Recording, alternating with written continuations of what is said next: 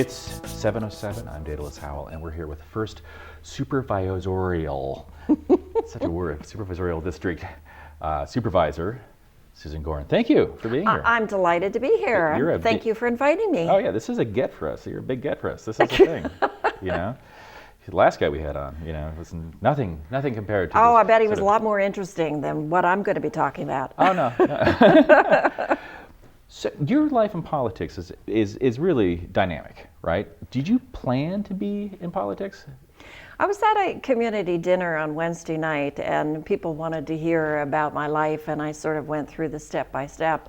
And I think the first thing I said to them was, never in my wildest dreams would I have imagined that I would become an elected official, let alone a supervisor. Yeah. It is, my father was very cynical of government and elected leaders, and I must have just tuned him out and ignored that part of my early raising, but it became organic. I didn't take a direct path. I tried out different venues. I was really busy in the community, going back to school, and raising a family, small business owner, and I graduated from SSU as a political science and economics major. And a friend of mine who'd been serving on the Santa Rosa School Board said, you know what, I need some help. I would love if you would consider running for the school board. And I said, oh, well, I do not know the first thing about campaigning. I have no idea how to do that. First look at the boundary. It's enormous. Yeah. It was a hotly contested race with some serious money in it. But there were a number of lessons that I learned. First of all, I got some professional assistance consultant to help me do the literature and understand the task at hand, did my homework, sat in every single meeting, every subcommittee meeting, was not afraid of talking with students and teachers and knocking on doors. And to this day, I remember I met someone at the Sonoma County Fair this morning. Thank you for what you did on the Santa Rosa School Board. People remember when I knocked on their door, asked for their vote, and I always take very seriously the function and responsibility of an elected official to connect with real people who my decisions are affecting. And so I won that election. I can't imagine how I could have done that now, by 59 votes. The lessons that I learned is, first of all, decide early, do your homework, work your tail off, and maybe you will be lucky enough to get the votes. Every vote does count. It does, especially here. Yes. Where did you get this work ethic? Was this something you picked up back east where you grew up? I grew up in Pennsylvania. My father worked in the steel business, not in the steel making, but the office function of that industry. My mother went back, had to go to work. Money was tight, didn't have a lot of money in the family. I learned pretty quickly. I was grateful to have a roof over my head. I went to a good school, had to walk there to get there, had to work my tail off in school. Every member in the family was expected to work and pitch in. And I still remember my function was coming home after school, peeling the potatoes, making the mashed potatoes for dinner. Took me a long time before I made mashed potatoes on my own. How many siblings were there? 3 siblings, and my sister was brave. She said, I know we don't have any money to go to college. I'm going to work. I'm going to college. And I said, oh, she's working really hard. I think I'm going to prepare for the work right out of high school. Oh, interesting. And so I prepared. I was one of the office workers for the telephone company and promoted through the telephone company, married too young, and but still married now, 45 years later. He's always amazed because I was pretty shy and retiring back then, and he says, wow, you are a strong woman now. Where did that come from? And it came, again, sort of organically. But it's helpful to have a cheerleader and a partner, and we make the decisions. Should I run for this office? Does it make sense? The analyst comes in, analyze the precinct results, do the homework, reach out to the community to figure out if I have support for the next step. and then work your tail off. You're very strategic, which I think is great. And that support that you get within your family and your husband in particular, do you think that's a reciprocation for having supported him through MIT? Perhaps, Yeah. and I've certainly... The dude owes you. He was going to school while I was working, but we've crafted somehow a partnership of two very dissimilar people. People don't even know that I'm married because I'm at the fundraisers always alone. Right. He's an engineer. He says, "No, just leave me alone." It's a different modality, yeah. That's not me. I'm not interested in that. But when it comes to making the decisions, yes, we argue a lot and we work it out. He comes from a very analytical perspective. I comes from a totally emotional perspective, and somehow we meet. Yeah. That's great. And make the decisions. So after you won the seat with the school board, did you think you would consider, did you get the bug? After you started manifesting real change and seeing how you could benefit people's lives, is that what got you committed to this track? Someone told me, oh, be careful. The school board is very difficult. Mm-hmm. Parents' emotions are very high, and they take their children's education very seriously, and indeed right. They do. Yeah. But I never, ever felt that it was a thankless job. I felt that I was doing something important, that my perspective, not as a professional educator, but someone who could connect with the community, who would insist on transparency and accountability, and the first district newsletter, board newsletter, I helped to edit and create. Also, we made the decision to televise the board meetings, right. and they moved into the Santa Rosa City Council chambers. So that part of me was very important that we integrate with the community, and I think that theme has followed in every single job that I do in the community, or certainly elected positions. Mm-hmm. But you also have to credit, there's something within you that says, yes, this is right for me, and it makes sense for me to do this. I have certain skills, certain interests, but it also comes from people within the community who take you to lunch, take you to coffee, and say, I really want you to think about, at that time, running for the Santa Rosa City Council. Right. Or most recently, the first district supervisor is going to be retiring. Would you consider running for supervisor? And then the bug is planted and you start thinking and talking with a number of different people. This is the week of the Democratic National Convention. Right. And I listened to Hillary Clinton's acceptance speech last night. Inspired, of course, a very strong, experienced woman.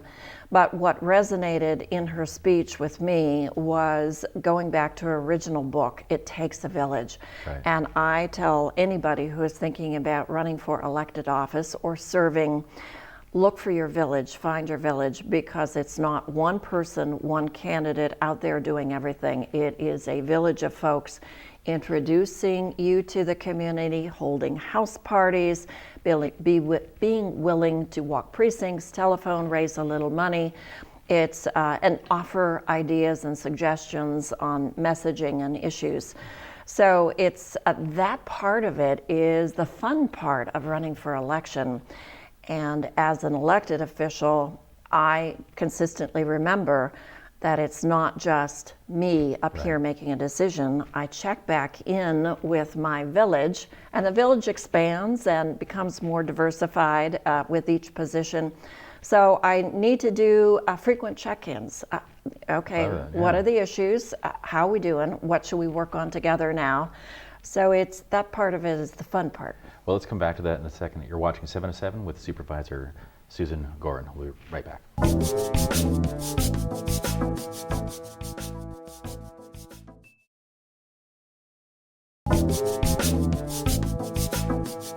7 to 7, we're back with First Supervisorial District Supervisor Susan Gorin. We left off talking about how it takes a village, and it's not just you making decisions on your own in your current position, but rather tapping back into the village that you cultivated and in getting feedback and understanding their perspective of the issues, which is awesome, right? And and you function in a modality of transparency and access and that kind of thing. But do you ever feel sometimes like there's just too much noise, and that you're too open and too available? And how do you mitigate and work with that kind of process as a public figure now? Well, as I spent about 3 hours on email this morning, I can certainly resonate with that. And I take that constituent response very seriously. I love having 2 amazing staff people who are helping me with the constituent mails, the phone messages, and the physical mail coming in. Not so much physical mail anymore. Email is very, it is the change that's happened over my lifetime. Yeah. And there's a theme that runs through it in that it's very easy to generate a form letter on specific issues, so then you receive 50 to 100 to 150 emails, all on the same flavor, either for or against. And I think what is lost in that is the very thoughtful response or communication. I really agree with this, but here are some of the issues that you might think about or maybe make some modifications. So I need to look for those kernels in the volumes of email that I get. That's interesting.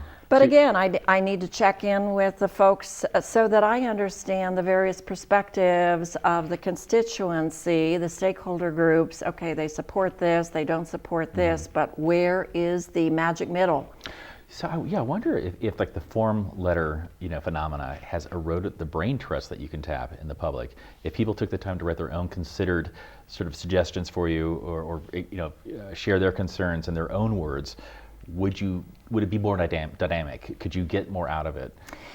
Would it serve them better? It would take me longer.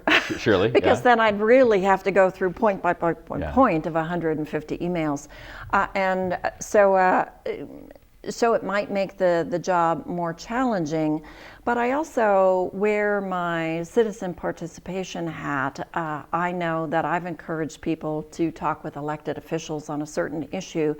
Often the folks do not have enough information to make a considered opinion. They're looking for other folks in the community who've had the time to sit in the meetings, who've gone through sometimes voluminous reports, synthesize it, and then they can go through it and say, yes, I agree with that.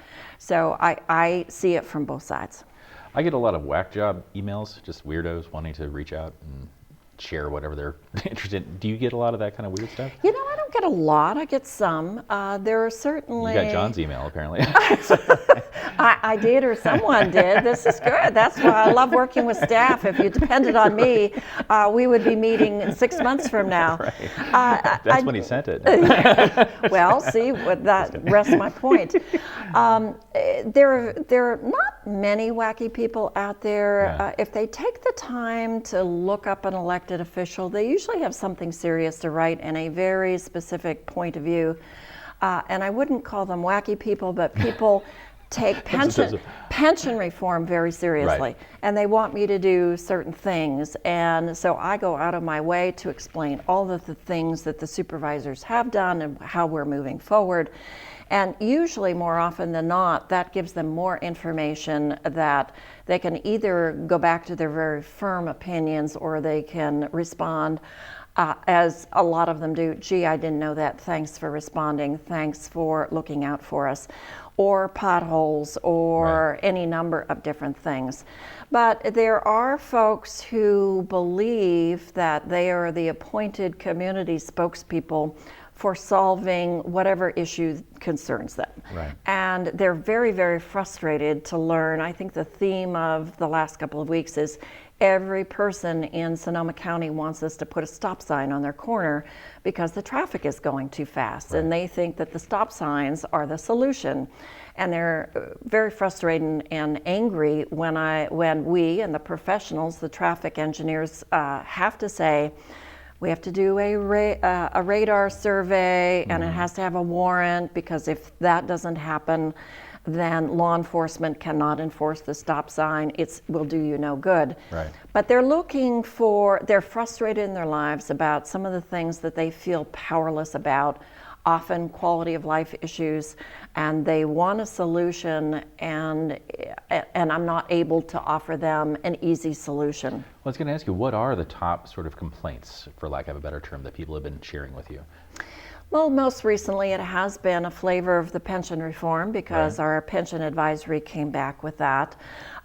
Potholes. Is it really always potholes? It is not a pothole. It is usually once or twice a week I will receive a letter from a constituent saying, the county has not paved my roads in 30 years. Right. It's time. And I say, you're right, and you are with the other 300,000 residents in the county, all living on streets that were developed or paved with some sort of pavement 30 to 50 to 60, 80 years. And up till the last 5 years, we have not had the contributions from our general fund to pave the roads. But credit goes to the previous Board of Supervisors and the current Board of Supervisors. We've made some significant allocations from the general fund to repave and start a systematic approach to repaving county roads. We have one of the highest number of miles of county maintained roads in all of the states. Right. We're the only county that contributes significant amount of funds from our general fund to do that. And I can explain all of that, and it does not solve their frustration, and I get that. Well, the other issue that seems to come up a lot is affordable housing. What can the Board of Supervisors do about affordable housing? I mean, do you have any jurisdiction over? It's another really challenging issue. I think everybody acknowledges we are in a housing crisis, and people don't necessarily want to hear that construction is cyclical. When I ran for the City Council first, we were in a similar kind of crisis. People were being evicted from their homes, rents jackknifed. I chose to run for the City Council from the school board because we could not hire teachers. And there were some easier solutions then. Now it's the fact that we love living in Sonoma County, and we are heavily dependent on agricultural and tourism, producing some significantly low-wage jobs, and we have some serious visitors with money coming in and wanting to purchase homes for vacation rentals and retirement homes. And so our housing stock, traditional housing stock, the prices escalated significantly. I just read in the Sonoma Index Tribune today that we are, along with I think Healdsburg, one of the highest median income or median priced housing markets in Sonoma County and in the region. Yeah. So your district for sure. In my district, and you know that I've worked very hard on the vacation rental, so we've sort of put a kibosh on that. I just talked with realtors yesterday. The market is starting to normalize, but we haven't had the construction in Sonoma Valley and elsewhere producing multifamily units, and that the continuum of housing is really challenged. We've worked hard in expanding homeless services, expanding the shelters, but we don't have the apartments for those folks to move into. First home buyers cannot afford to buy a home. They're being priced out of the market. And so that continuum of housing options is absent. The board is taking it very seriously. All of the mayor and council members from the various cities have prioritized affordable housing. So we will be holding a regional housing summit, I think in September, October. I intend to hold a smaller one in Sonoma Valley, because I think the solutions regionally, sub-regionally are different than the solutions in Santa Rosa. I am not rejecting any strategies, any suggestions. Help me understand why we can't look at the land, underutilized land, and put a couple of housing units there. So I'm looking for all of those, and I'm working with some investor groups who are trying to make a difference. We'll be right back with Susan Gorin, our local supervisor here on 707.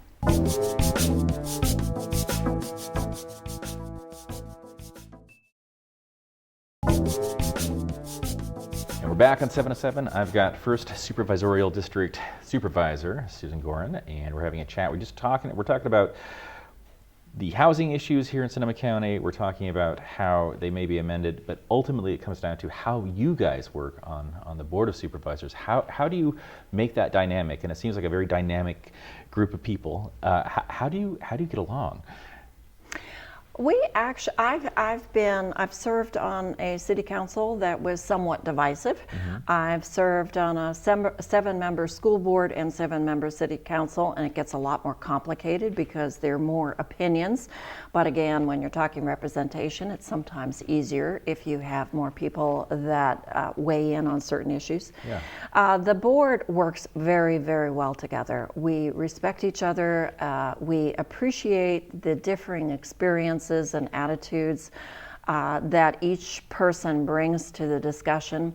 We are assigned liaison positions to the different county functions, right. And we certainly are elected by district, so that when a decision comes, often the first comments, the first introductory remarks are given by the supervisor, that district, that issue comes out of the district.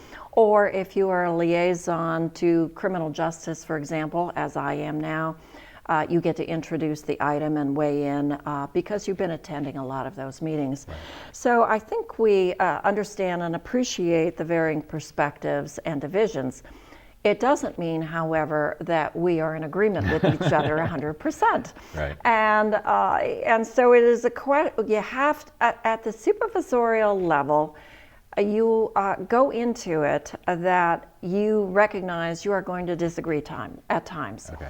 And you're going to leave that disagreement right there in the chamber. You don't take it with you? You don't take it with you. You don't take it personally. You don't take it home? You don't take it home. You try to understand where that person is coming from, because their district is often very different than my district. And their district chose them for a reason. Exactly. Okay.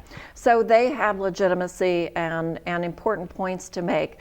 I didn't take it personally, but it took it very hard when I was not successful on a vacation rental issue, because this is an issue that affected my district more than any other district. Yeah. I've been working on this issue with staff for a number of years, and I was very supportive of the Planning Commission decision and how it came to the Board of Supervisors. And the board chose to not totally reject it. They left most of it intact, but the one issue that really affected us was the recommendation to ban vacation rentals in the R1, our most dense zoning. Right. They rejected that, and that was what was really concerning to me. It was affecting the Springs area in the Sonoma Valley. So I used to live there. I know that landscape. So I took that pretty hard, and I was very angry, and I wrote a column, and I don't regret writing the column. I sort of took them to task because they did know the specifics of my district, and we probably could have crafted something on the spot that would have helped me. Well, in the end, we did. We worked on some exclusion zones, and a thank you to the board for supporting the 10 or 11 exclusion zones that I crafted with the neighborhoods in the Sonoma Valley. Yeah. So it worked out in the end. Again, do your homework, do your research, advocate for your district, but you also have to be politically smart in understanding where each of the supervisors come from. We do have the Brown Act. Right. Which is so important in public decision making. And it means that if I have a 5-member board, I can only talk with one other supervisor. I cannot talk with the majority of the board. In other words, it's a conspiracy? The perception and the reality is you may have made the decision behind closed doors. Right. So I think I have total respect for that. It's difficult to work around sometimes. Yeah. But, and so I choose my one supervisor on the issues that I feel strongly about very carefully and very differently. And I choose different supervisors. It sounds like the Supreme Court, the way they operate. Do you feel it? They come from perhaps a far more learned position, and they have probably a lot more law clerks researching for them. Right. That's great. But do you feel you have to make deals, with your other board members of the? I don't make deals, but what I do is I don't say to someone, if you vote for this, I'll vote for this. That's course, not right, part yeah. of who I am. I would never do that, and leaves a sour taste in the mouth of the electorate. Yeah, and I didn't mean to characterize it. But what I do is recognize that they are likely to support this specific decision because of who they are, who they represent, what their district is. And so therefore, I might focus my comments on someone that I need to bring into and agree with the decision.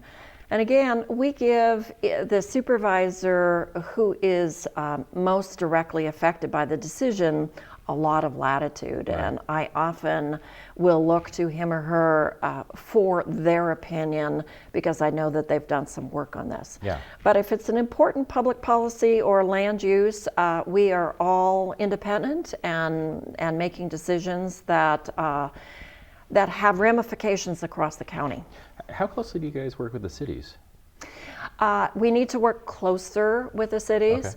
Okay. I and two of the supervisors came out of the city councils. Right. David Rabbit served on the Petaluma. I served on the Santa Rosa. Mm-hmm. I have a very close relationship with the city council for Sonoma, and I still check in with the mayor of Santa Rosa and certain council members on Santa Rosa. So, but it is. I remember from my days serving as a council member, it's really frustrating for the cities when the county comes and says, "Oh, by the way, we want you to work on yet another issue. We want to discuss this in common."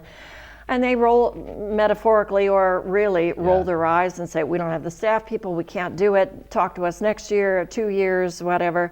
So I'm very conscious of the fact that they have their own responsibilities and they don't always want to work on the county's priorities. What's next for you? What do you think? No, I'm not going to Sacramento and I'm not going to Washington. You knew I had to ask, right? I mean, people do ask me that, and in fact, I did have the chance. Then termed out Assembly Member Noreen Evans asked me if I was interested in running for her position. And at the time, she was in a car driving to Sacramento, and I was sitting, nursing my morning coffee at my desk and newspaper. And I said, so tell me why that would be at all attractive to me. I'm not getting it. I love representing local government. I've worked really hard at establishing relationships and connections locally, and certainly regionally. I serve on regional boards and sub-regional boards with council members and other supervisors. And I love sitting in a coffee shop with a constituent and picking their brain or gathering people together. And I dislike the whole campaign finance lobbying kind of thing. I would much rather, and I have a great relationship with Senator Mike McGuire and Assemblymember Dodd. I pick their brain frequently, work, for example, on the Sonoma Developmental Center with them. It's not that I can't pick up a phone and work with them, but I love the issues that I'm working on. There you go. First Supervisorial District Supervisor Susan Gorin, thank you. Oh, thank you for having me. Good talk. It's fabulous. Yeah, come back sometime, huh? I would love it. Cool.